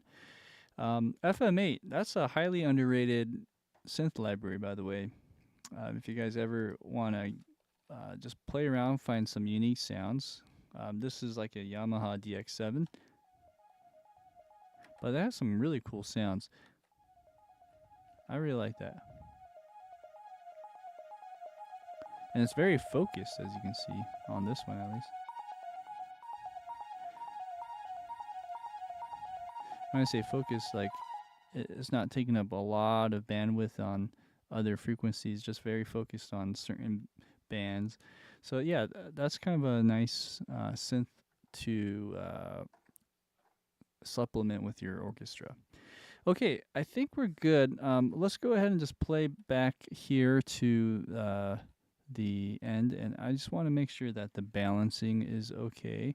Maybe there something pops out more, so we'll just do some quick mixing.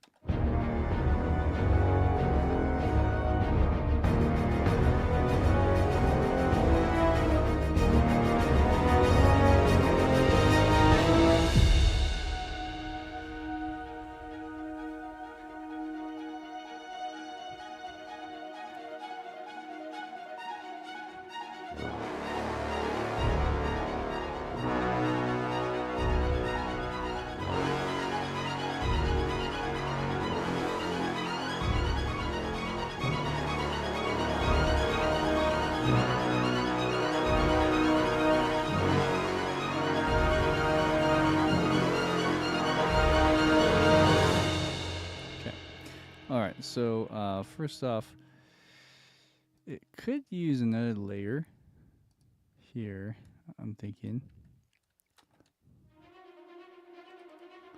That's cool. Let's compress that just a bit.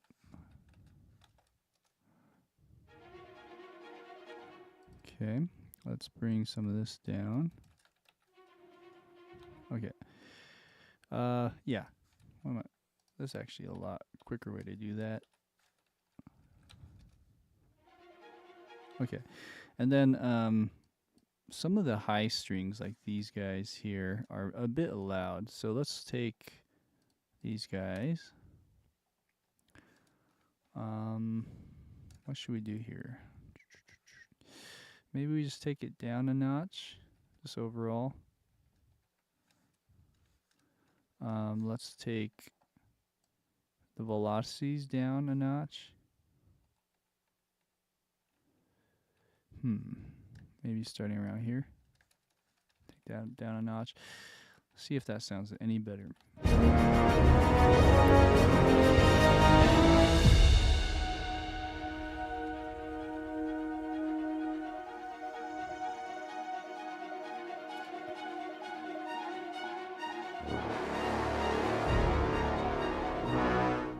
Okay. Let's look at these guys. This seems to be a culprit. These notes really stick out.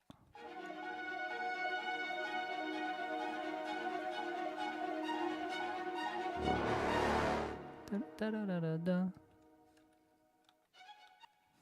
Well, which one is it? Oh, it's this one. This is a really culprit here.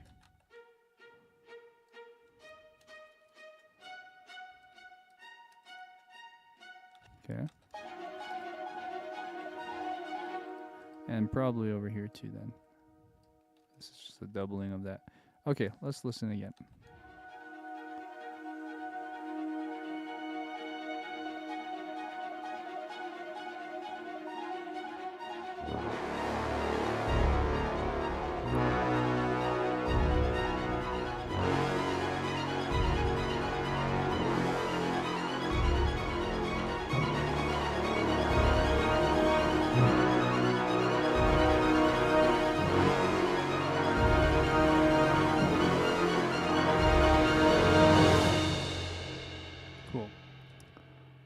Yeah, it's sounding better and better. I think overall the energy's there. There's just two things I'll do. So one is the synth here. Oops.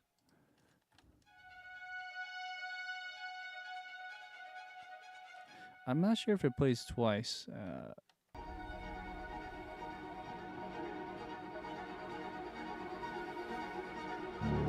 Yeah, I guess it doesn't play twice, but it does do the swell a little differently. And I'll go ahead and try attempting that here.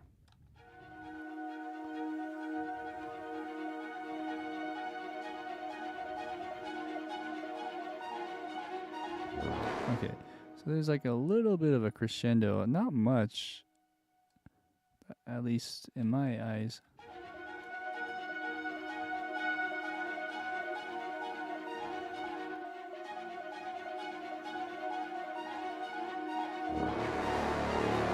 Okay, so there's that.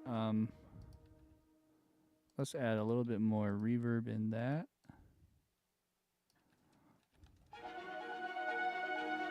And let's just bring, well, this would be easier. In the mixer, I'll just bring that down about here. And that should be good. The other thing I was gonna do is just bring up the brass. Not the actual melody, but just towards the very end. We're just gonna add a bit more crescendo here. So the horn especially will help with that. The only thing is it's already at its tippy top. So what we'll do is we'll just kind of draw in a crescendo. Something like that. Let's try again.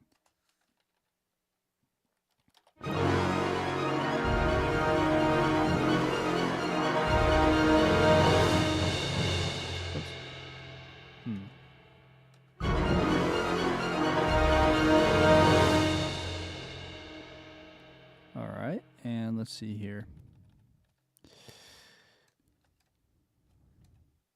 There's almost, I think there's a sample here that might even be better. Something like that would be nice. Okay, so this is an actual crescendo sample, and I'm almost supplementing that with this, but maybe not so much now.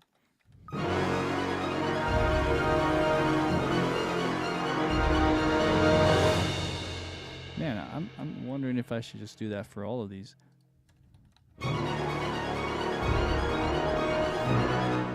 Okay, and I think these are more sensitive to this stuff, so let's try that.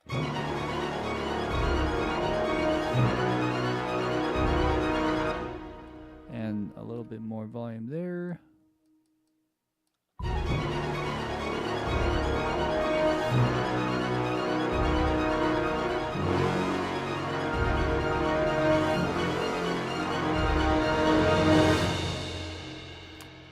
That's kind of interesting. I kind of like that. Okay, so if that's the case, maybe we supplement it with one of these libraries instead.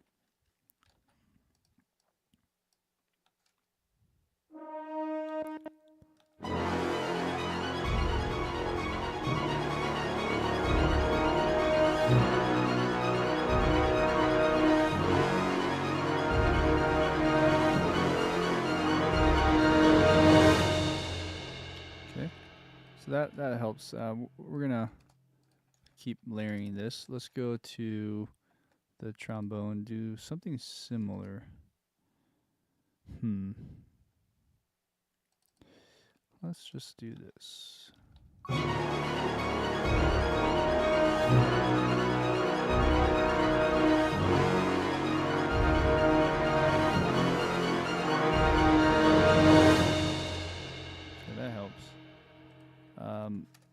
With the brass, the lower bass line stuff, maybe we go a little bit louder here.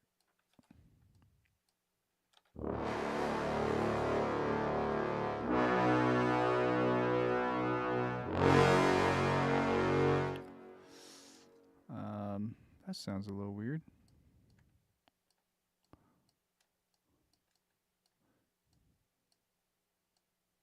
Oops. Like that. There you go. Okay, and then this one too could be a little bit better.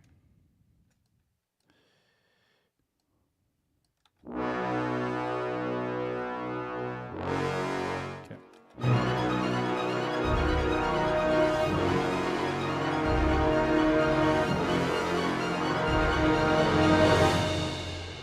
Cool.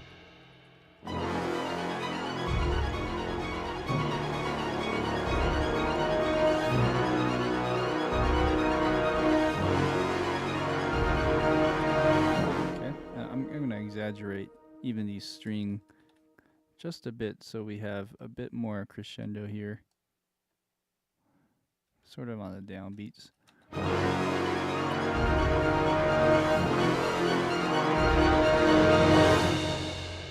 Okay.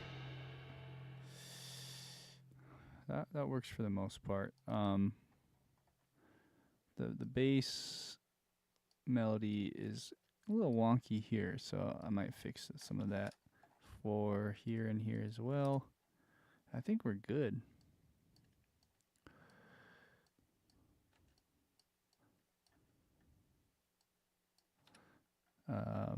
Whoop. There you go.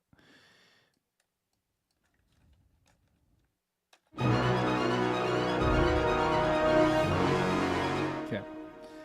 All right. Shall we? Let's go ahead and play it from the beginning. This is the final version of what we were starting from last week on. This is the Fly Like Iron Man excerpt where Matt Damon's character in The Martian is flying from outer space. So what I'll do, I'm going to give you a little bit more context. I'm going to just play back right about here this time. And I'll go ahead and also open this up so you can see a little bit of both. How about that? Ready? Here we go.